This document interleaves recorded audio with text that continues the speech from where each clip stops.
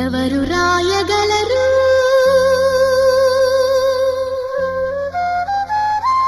అమ్మాను మాట కన్న కమ్మని కావ్యం ఎవరు పాడగలరు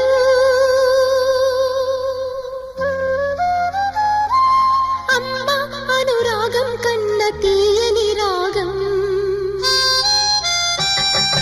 అమ్మేగా అమ్మేగా తొలి పలుకు నేర్చుకున్న భాషకి అమ్మేగా ఆది స్వరం ప్రాణమనే పాటకి ఎవరు రాయ